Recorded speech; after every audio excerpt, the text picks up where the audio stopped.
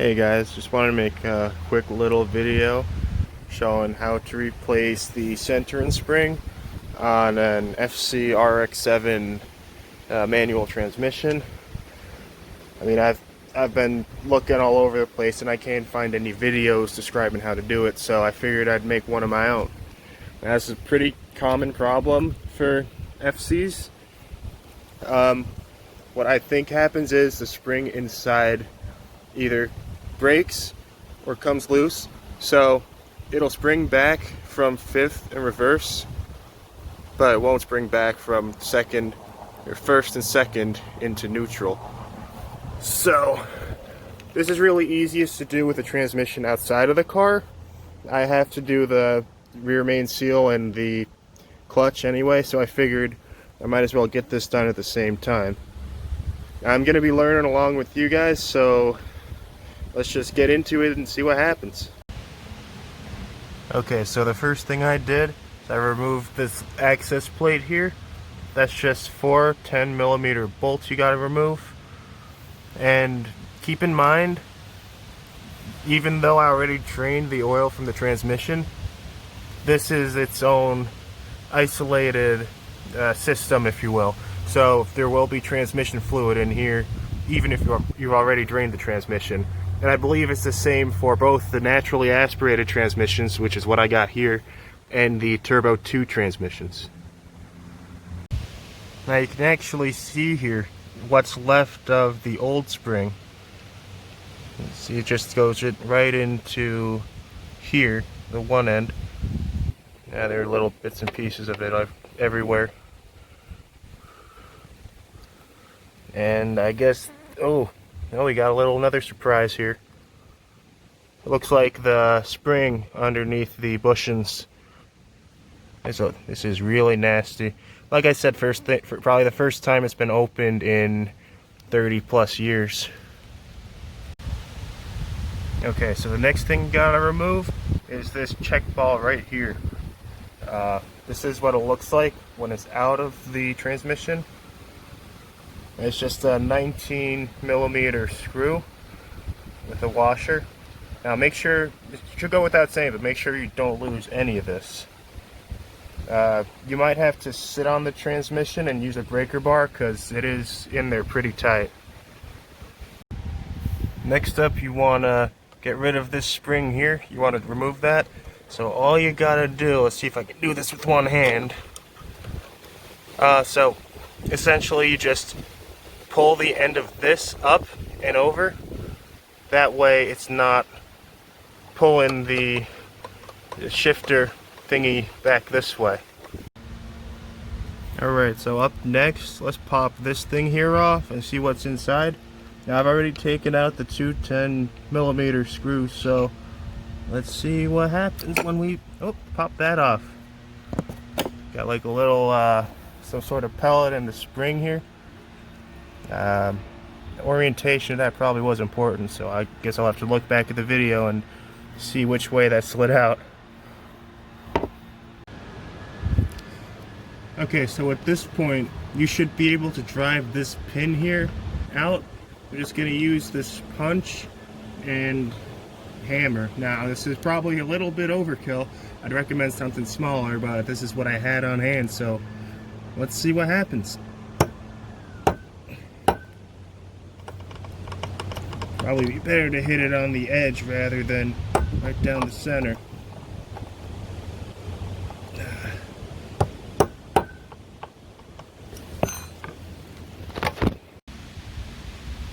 Okay, so whoever on the forum was saying you could drive this pin out with a few light taps is a liar.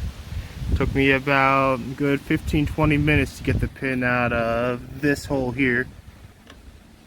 Now you want to make sure before you drive it out you have it in neutral, because the idea is once you got the pin out, you want to rotate this shaft 180 degrees. That way you'll be able to push it into the housing far enough for you to take this guy off. That'll allow you to then take this spring off so you can replace it.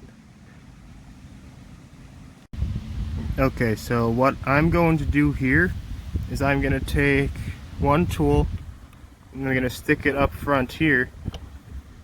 And meet also at the same time, you have the shaft that you can access through the back here. You're going to take another tool and press that in as far as you can, because you want to be able to pull this guy back off of the shaft. Okay, so I've managed to get it to this point so far. The rest of this should be easy. I did say earlier that you're supposed to rotate this shaft 180 degrees. Don't do that, because I've managed to get it off this far without having to rotate it, and I don't know if you're gonna screw something up inside the transmission if you, like, say, forget to rotate this back and then put the pin in, so I'd rather not even risk it. And there we have it. We got this guy off now.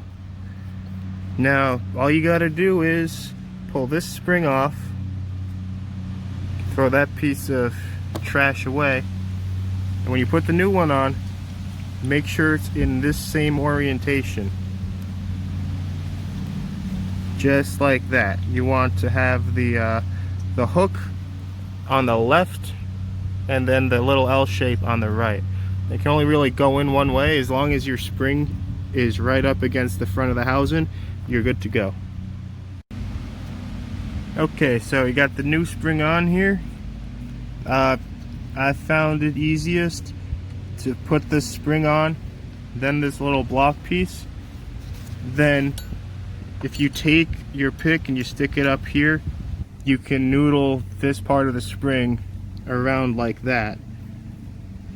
And then I believe the idea is, if you'll give me a second,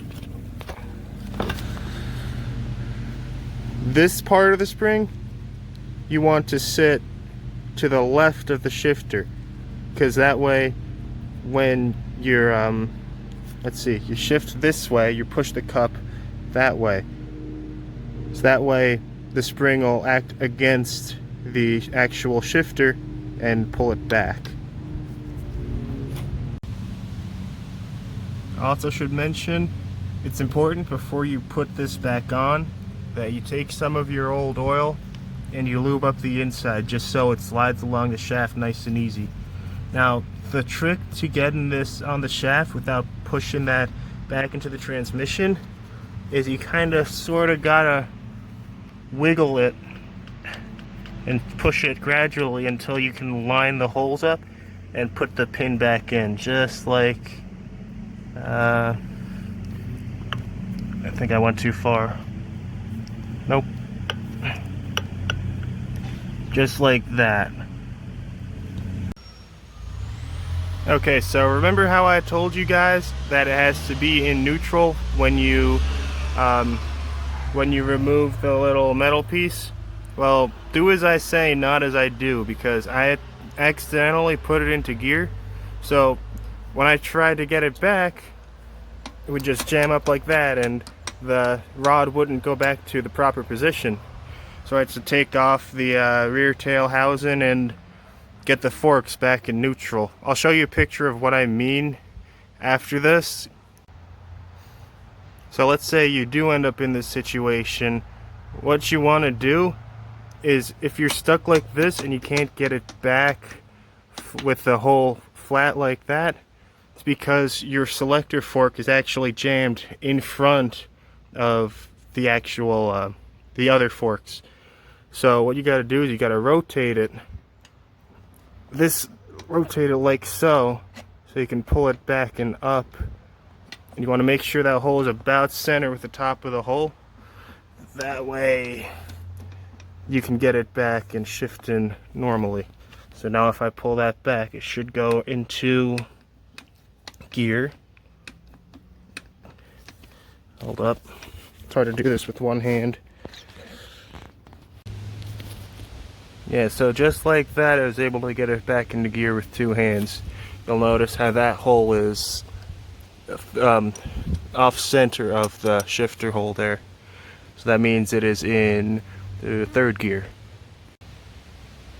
Well, I said I'd show you guys a picture, but I lied. I'll show you a video instead. These are the selector forks that determine what gear the transmission is in. When all the slots are lined up like this, you're in neutral. That's what you want to see if you goof up like I did and you had it in gear. For me, this middle fork here was out like that, so I couldn't get the shifter back in. So make sure to leave it in neutral. Oh, too far. Make sure to leave it in neutral when you're messing with the rod. Okay, I got the shifter back in. Everything else is put together. Now, moment of truth. And there you have it. Springs back. The first, second side. That side's a little bit harder always. Also springs back on the fifth reverse side. So, like I said, spring goes around there. Other end goes opposite the shifter. Just one more note to close everything out. When you're putting everything back together, don't over tighten anything, because all of this is aluminum and it's very easy to strip out if you over torque it. But outside of that, there you go. Probably the first video ever to show you how to replace this spring.